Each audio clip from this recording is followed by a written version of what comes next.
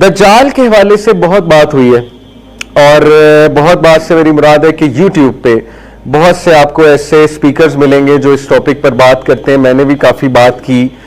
تو doctor Israr to name one right, انہوں نے بہت اس ٹاپک پہ بات کی ہوئی ہے. اس دور میں کی ہے جب اتنی بات نہیں ہوتی تھی. ساحل ندیم بھائی نے بات کی سورہ کہف کے حوالے سے. حمزہ یوسف بہت بات کرتے ہیں. اف یو نو اباؤٹ حمزہ یوسف، استاد حمزہ یوسف امریکہ میں ہوتے ہیں، بہت بات کرتے ہیں اس پہ، اینڈ ٹائمز پہ، فتنہ دجال پہ. شیخ عمران حسین، اف یو نو اباؤٹ ہم، بہت فیمس نام ہے شیخ عمران حسین، وہ بہت بات کرتے ہیں. تو میں نے سب کو سنا، اور الحمدللہ ہمارے جو علماء ہیں جیسے ڈاکٹر حماد لکھوی حفظہ اللہ، ان کے ساتھ میں نے پوڈ کاسٹ بھی کیا فتنہ دجال پہ. تو ہمارے جو اسلاف سے ریلیٹڈ علماء ہیں الحمدللہ ان کے پاس بھی بیٹھا اور ان سے بھی سمجھنے کی کوشش کی. تو جو باتیں مجھے سمجھ آئیں، جو نچوڑ ہے انشاءاللہ وہ آپ کے سامنے رکھتا ہوں سب کو سن کے. تو دجال کی جہاں تک بات ہے، دیکھیں اس کے حوالے سے کچھ ویوز ہیں، وہ ویوز میں پہلے آپ کے سامنے رکھتا ہوں. اور وہ ویوز کو یہ مت سمجھیے گا کہ یہ ویوز نیسیسریلی اوتھینٹک ہیں اور ایسا ہی ہے جیسا یہ ویو کہہ رہا ہے. یہ ویوز صرف اس لیے رکھے جا رہے ہیں کہ آپ کو ایک اوور ویو مل جائے کہ کون دجال کے بارے میں کیا کہتا ہے. اب دیکھیں مختلف آراء ہیں. ایک رائے تو یہ ہے کہ دجال ایک انسان نہیں، وہ ایک سسٹم ہے. کچھ لوگ دجال کو آئی پیڈ بھی کہہ رہے ہیں اور آئی فون سے بھی تشبیہ دے رہے ہیں، ٹھیک ہے، کیونکہ ون آئی وہ کہتے ہیں وہ یہ اسکرین ہے، دیٹ از دی ون آئی. اور وہ کہتے ہیں کہ لوگ اتنے ہائیلی ایڈکٹ ہو چکے ہیں، اتنے ہائیلی ڈیپینڈنٹ ہو چکے ہیں اسمارٹ فون پہ، تو یہی اصل میں فتنہ دجال ہے. تو دیکھیں یہ اوتھینٹک اوپینین نہیں ہے، اس کو میں نہیں لیتا. اس کی وجہ یہ ہے کہ دجال کلیئرلی ایک ہیومن بینگ ہوگا، اور ہیومن بینگ ہوگا، اور اس کی آگے حدیث ہمارے پاس بہت کلیئر ہے. ایک اوپینین یہ ہے کہ دجال، یہ شیخ عمران اس پہ بات کرتے ہیں کہ دجال بیسیکلی آ چکا ہے اور وہ اس وقت بس ایک آپ کہہ لیجئے چھپا ہوا ہے کہیں پہ، اور وہ پورے دنیا کو کنٹرول کر رہا ہے اپنی ایجنسیز کے تھرو.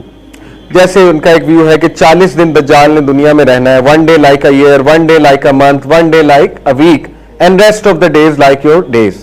تو وہ کہتے ہیں کہ one day like a year British Empire ہے، one day like a month جو ہے وہ امریکن امپائر ہے جو کر چکا ہے حکومت، اور one day like a week اسرائیل کی حکومت ہے. اور وہ پوری کیلکولیشن ہے ان کے پاس کہ وہ کیوں اس طرح کہتے ہیں. اور پھر وہ کہتے ہیں اسرائیل جب گریٹر اسرائیل بنا لے گا تو وہ 37 دن کے لیے آ جائے گا.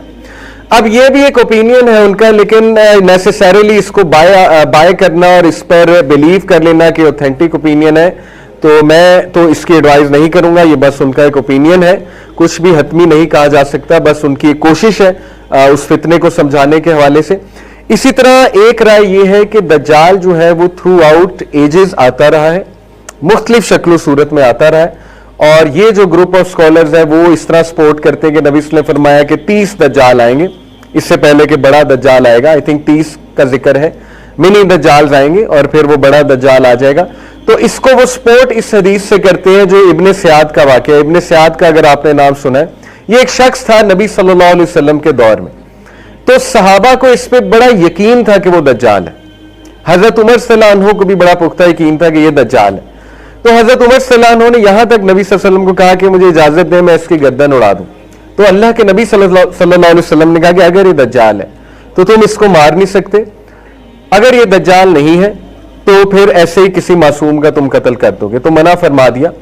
تو بہرحال یہاں سے پھر ایک اور صحابی ہیں، ان کا واقعہ ملتا ہے کہ وہ ان کے ساتھ موجود تھے. ابن سیاد جو ہے اس کی شادی بھی ہوئی، اس کے بچے بھی تھے، مسلمان بھی غالباً ہو گیا. تو ایک صحابی اس کے ساتھ موجود تھے خیمے میں، واقعہ ہے پورا.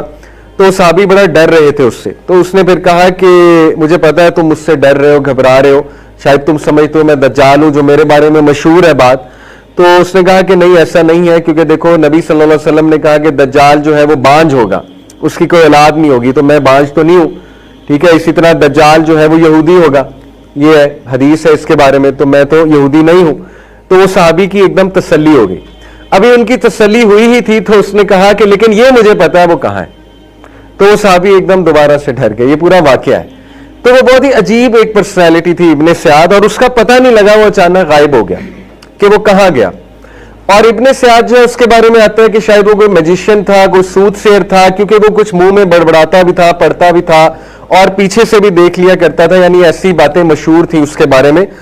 تو بہرحال کچھ لوگ یہاں سے دلیل پکڑتے ہیں وہ گروپ جو میں آپ کو کہہ رہا ہوں جو کہتے ہیں کہ دجال ہر دور میں آتا رہتا ہے بھیس بدل کے، وہ کہتے ہیں کہ یہ دجال تھا، بھیس بدل کے آیا ہوا تھا، اور وہ کہتے ہیں کہ وہ اسپرچل فارم تو نہیں کہیں گے، اس کو کہہ رہیں گے in the spirit he is in the world of apparitions, جو اصل میں وہ کہتے ہیں تمیم الداری کا واقعہ ہے، جو آپ نے پوری حدیث سنی کہ وہ جزیرے میں گئے، he got lost, his ship got lost، وہ پورا واقعہ ہے، اگر آپ نے نہیں سنا میں تھوڑا سا سنا دیتا ہوں۔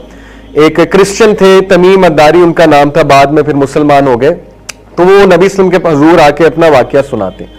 تو واقعہ ان کا یہ تھا کہ وہ کہتے ہیں کہ میں اور میرے کچھ دوست اور میرے ساتھی جو ہے وہ سی کی طرف گئے، اور غالباً ریڈ سی کی طرف گئے ہوں گے کیونکہ ظاہر سعودیہ کے نیچے ریڈ سی سب سے قریب ہے۔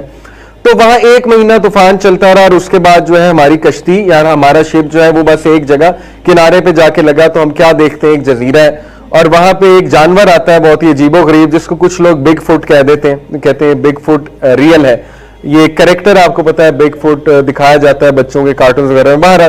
تو وہ کہتے ہیں کہ اس کے بال ہی بال تھے، اوپر سے لے کے نیچے تک بال ہی بال تھے۔ اس نے کہا میں جساسا ہوں اور میرا آقا تمہیں بلا رہا ہے، وہ مندر میں ہے، ٹیمپل میں ہے، قید ہے۔ تو وہ وہاں گئے تو دیکھا کہ ایک بہت ہی مسکولر قسم کا بندہ، اور اس کی آئی مسخ ہوئی تھی، ایک جو ہے وہ گریپ کی طرح باہر نکل رہی تھی، تو وہ زنجیروں میں جکڑا ہوا تھا۔ تو اس نے کچھ سوالات پوچھے، 3 سوالات پوچھے پریسائزلی کہ یہ ہو گیا ہے، تو تمیم الداری نے اسے جواب دیے۔ تو اس نے کہا کہ جب یہ تینوں چیزیں ہو جائیں گی تو میرا خروج ہو جائے گا۔ یہاں تک کہ بھی اس نے کہا کہ کیا کوئی شخص آیا جو کہتا ہے میں نبی ہوں محمد صلی اللہ علیہ وسلم؟ تو انہوں نے کہا کہ جی آیا ہے۔ تو اس نے کہا کہ عربیوں کے لیے بہتر ہے اس کا کہنا مانیں۔ تو نبی صلی اللہ علیہ وسلم کو جب یہ بات تمیم الداری نے بتائی تو نبی صلی اللہ علیہ وسلم نے کہا کہ ہے تو وہ جھوٹا، لیکن اس نے بات یہاں پہ سچ کی ہے۔ تو یہ جو واقعہ ہے، اب اس کے بارے میں بھی کچھ اختلاف علماء میں پایا جاتا ہے۔ ایک جو زیادہ اوتھینٹک اوپینین ہے وہ یہی ہے کہ یہ ایک ریئل ملاقات تھی، and Tamim Aldari really saw him and really met him۔ ایک جو ہے اسکالرز کا اوپینین یہ ہے کہ یہ ایک ویژن تھا، یہ اصل واقعہ نہیں تھا، یہ جیسے ایک اسپرچل ویژن ہوتا ہے، یہ ویژن دکھایا گیا تھا تمیم الداری کو، اور اس ویژن میں وہ ورلڈ آف ایپریشنز میں گئے تھے۔ ورلڈ آف ایپریشنز کیا ہے؟ یہ درمیان کی ایک دنیا اسکالرز کے نزدیک ہے کہ ظاہر ہے ہماری جو دنیا جو فزیکل ورلڈ ہے اس کے درمیان بھی ایک دنیا، ورلڈ آف ایپریشنز، یہ بڑا مشہور کانسیپٹ ہے، اس کو آپ سرچ بھی کر سکتے ہیں۔ وہ کہتے ہیں کہ ورلڈ آف ایپریشنز میں چلے گئے تھے، اور وہاں پہ ان کو ان اسپرٹ جو ہے وہ دجال نظر آیا۔ تو وہ یہ کہتے ہیں کہ ان اسپرٹ وہ اس جگہ ہے، لیکن بار بار اس کی مینیفیسٹیشن ہوتی ہے ہیومن فارم میں مختلف ٹائمز کے اوپر۔ دیکھیں اس ویو کو بھی میں کچھ خاص اوتھینٹک نہیں سمجھتا، یہ بھی بس ایک رائے ہے۔ یہ تمام آراء میں آپ کو اس لیے بتا رہا ہوں کہ آپ کو سب پتا ہو کہ کس نے کیا کہا ہے، ٹھیک ہے، فار انفارمیشن پرپز آپ کو بتا رہا ہوں۔